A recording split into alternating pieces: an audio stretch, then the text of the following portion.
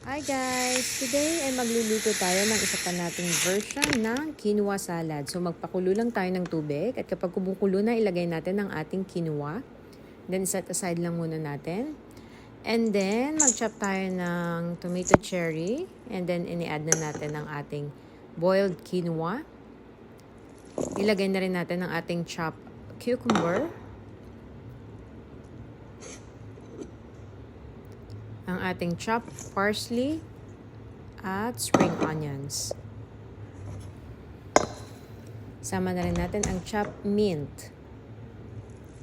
Ang ating dressing, lagay na rin natin. So yung dressing natin, pinaghalo-halo lang siya ng lemon juice, olive oil, salt, and pepper. At ayan, haluin na natin mabuti ang ating quinoa salad. At eto na ang another version natin ng quinoa salad.